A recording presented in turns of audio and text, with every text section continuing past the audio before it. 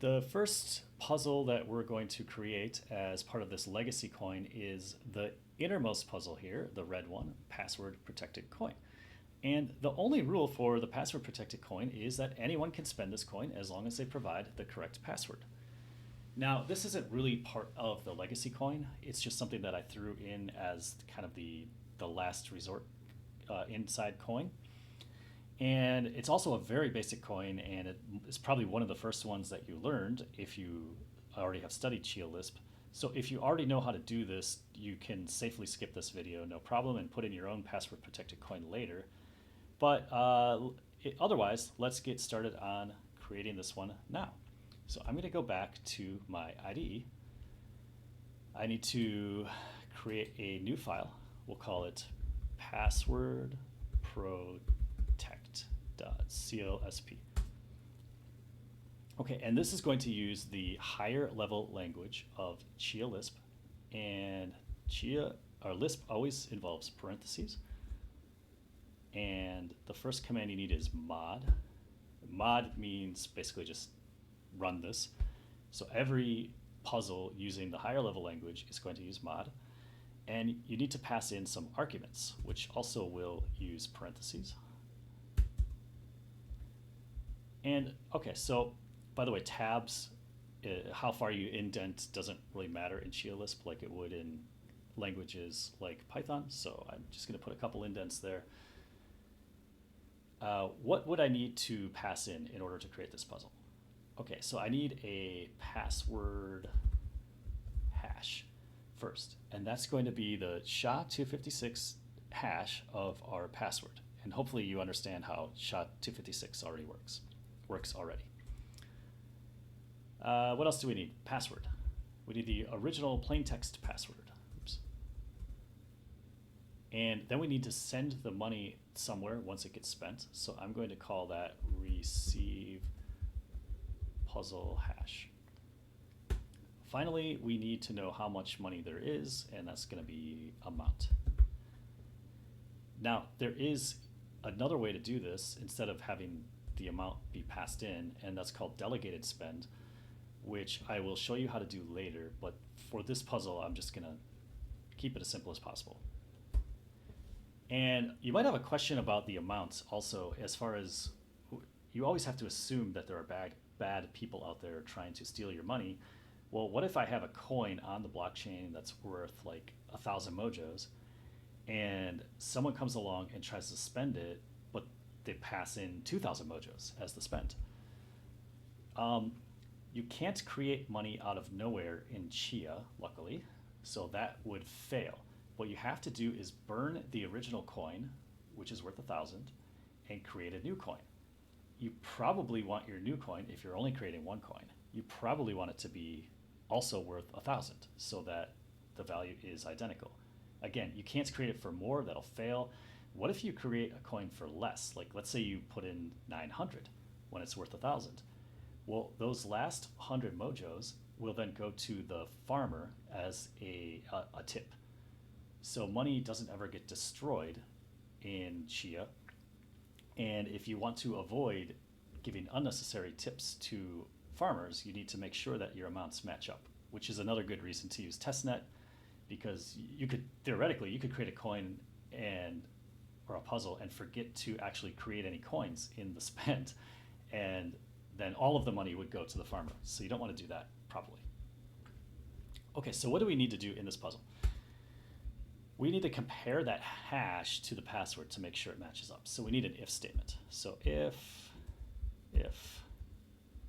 okay, and the way that if statements work in Chialisp is, I'm just going to put this temporarily. You have a clause or a condition.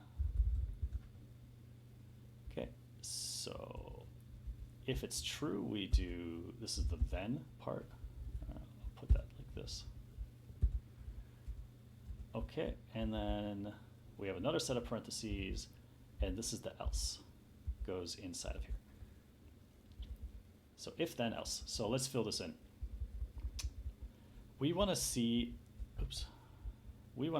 if the hash is equal to the password. So SHA-256 is already built into Chialisp, so SHA-256 is here, and we want to run that on the password, which will give us a hash. And we want to see if it's equal to the password that is passed in. Okay. The way most languages would structure this would be like this, equal, equal. But in Chia, that doesn't work. You have to put the equals over here, and it's just one equal. So this says if SHA-256 password equals the password hash. Sorry, I did that wrong. If they're equal, then we'll do this, and if not, we'll do this. So let's say they're not equal, then that's easy to do. That's easy to set up. So X, and X means raise an exception and exit. And we're just going to put in for our exception bad password. Okay, so what if it succeeds? So now we have the correct password. We verified that. And what we need to do is create a list of conditions that will spend the coin somehow. So we create a list. Inside that list, we need another list, and this will be a condition.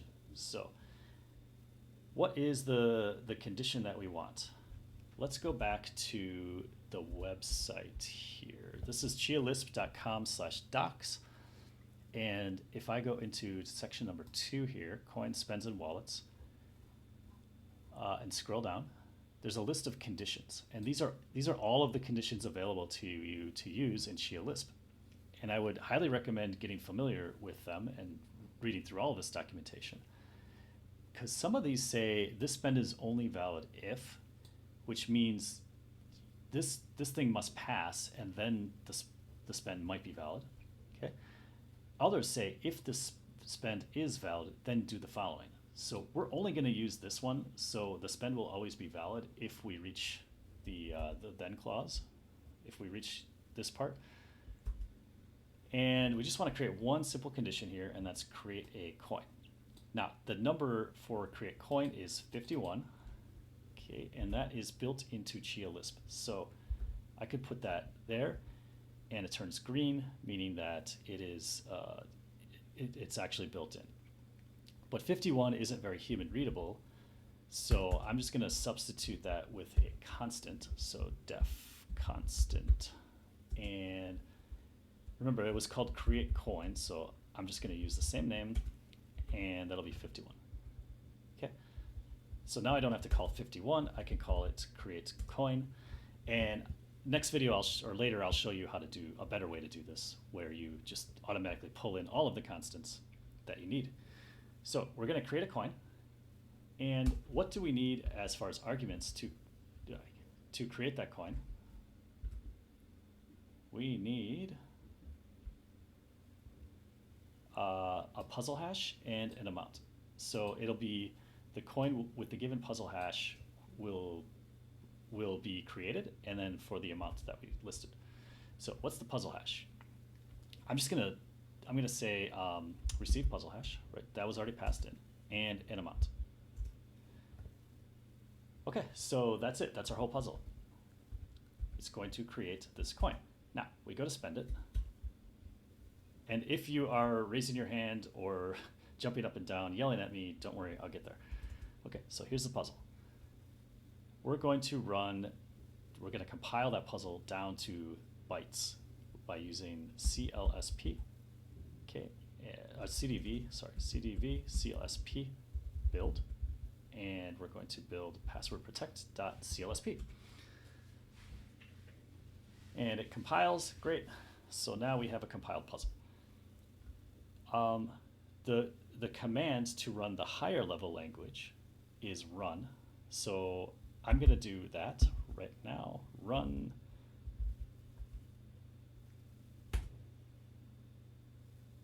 And that gives me the exact equivalent in the lower level language, which is a lot less readable, but it's the same thing. And this could be represented as a binary tree.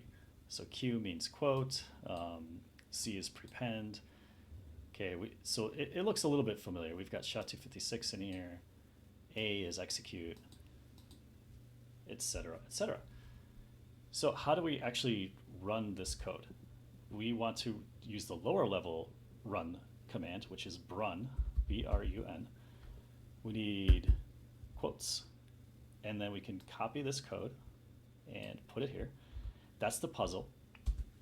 And the solution to the puzzle, we need, again, quotes. We need parentheses. Let's look at the actual puzzle. We need a hash, a password, a puzzle hash, and an amount.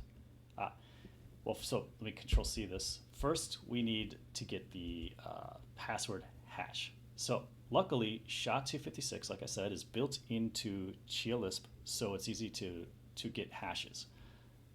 So we run run, and again, quote in parentheses, we run SHA-256. So whatever our password is going to be. So let's say the password is test, T-E-S-T. That's the password. The SHA-256 hash of the word test is this. Okay, so now I can take run the puzzle. Okay. Now the solution, we need to pass in this puzzle hash. We need to pass in the password, test. Okay.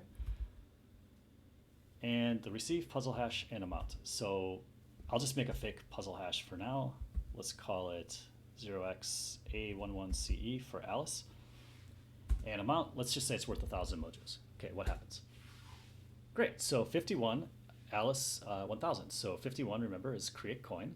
And so Alice is going to get 1,000 mojos with this solve. Great, so everything seems good. And what if I enter the wrong password? So bad password. Okay.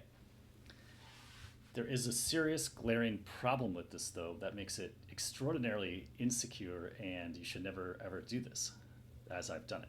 So do you see what it is?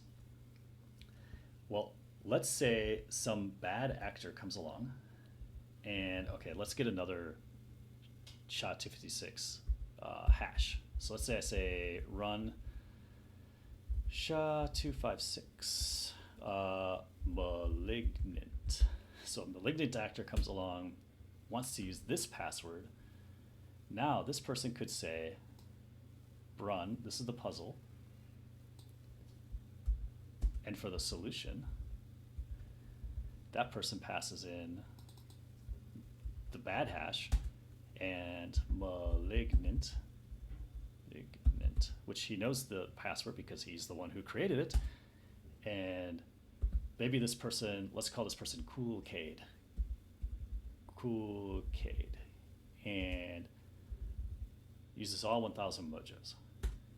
Uh-oh, now Coolcade gets the 1,000 mojos, right? And we were supposed to make this so that only Alice gets to spend the money with the password test. Okay, so the way this is written, anyone can come along and make up whatever password they want. That's really, really bad.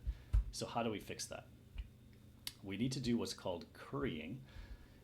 And currying is where essentially the way I look at it anyway, is that you kind of hard code a value into the puzzle as it is being designed, as it's being built. I could just not use password hash at all and really hard code a real password hash into this puzzle, but then I would need to recreate the puzzle every time I want to change the password. And this is a simple puzzle, but maybe I'd have a much more complex puzzle that I don't want to keep recreating. So what I can do is when I'm building the puzzle, I put the password hash inside that I want. So let's do this right now. Or actually, let's go back. There's one other thing I want to change, but don't necessarily need to, but this makes it a lot easier to read. I'm going to make this capital letters. Password hash. Okay. And that is what we use to indicate that we are currying. Now, if I do the run command, even though I've changed something with the puzzle, it's just the wording, and that doesn't really matter because the lower level language will be identical. This is the old one, and this is the new one. Okay, so how do I use this curry command? I'm going to first build the puzzle again, cdv clsp build password protect.clsp. And what that gives me then is a hex file. So if I say more and I look at the hex file, it's bytes, right? So this is what would actually go on the blockchain, but it's not the human readable version or more human readable version. So the reason to do build though is so that when I'm using the next command, curry, which is cdv clsp curry, I could just pass in the original puzzle, but if I pass in the hex file, then it doesn't need to compile it again. So that'll save me some time later. Okay, so each argument gets a -a. Let's say I want, again, the password to be test. This is the SHA-256 of test. So I pass that in. If I want to pass in more arguments, I just use A again, right? Keep using -a. I'm going to just use the one argument though, and now we get the lower level puzzle with the password already there. So now this is built right into the puzzle instead of whoever spends it being able to change it very easily. Hopefully this all makes sense, because it's really important to know that, or how to use curry. And the argument list will just go in order. So I only pass in one argument, it'll replace the first argument here. Okay, if I passed in a second argument, it would replace this one as well. Okay, so if I want to run this puzzle, I do run, for the lower level language in quotes, and I paste that. Okay, more quotes, parentheses. Now I need a solution. So I've already passed in the hash, so I just need the password, the received puzzle hash, and the amount. So I'm going to go to spend this coin, and the password was test. The puzzle hash, let's do Alice once again, and the amount. Okay, and voila, it's 51 Alice 1000. So create a coin for Alice, 1000 mojos. That's exactly what I wanted. If I did change the password to, again, like malignant, that won't work, bad password. So the only password that's available to use now is test. So this is the whole puzzle. I do need to say that this is still not really that secure to use on Chia. And that's because, well, basically you're putting a hash onto the blockchain, which is this one. And as long as you use a better password than test, if you use a good password, then no one can figure out the hash. So that's great. But whoever goes to farm the coin will see that you are passing in malignant as the password, and they could theoretically, if they are a nefarious actor, they could change this and spend the money themselves.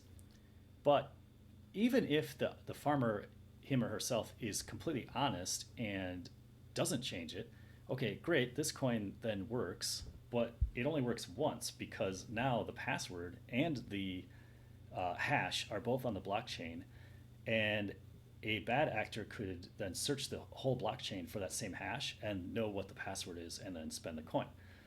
So I hope that all makes sense. That's not good either.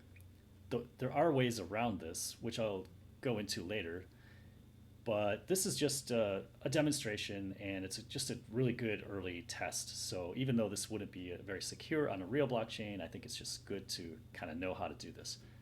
So far I've only been spending this money on the command line, and fake spending it. I haven't actually created any coins yet. So the next video, I'm going to show you how to actually create a coin that is password protected, and then how to spend it on the actual test net so that you can see what that looks like. Okay, see you then.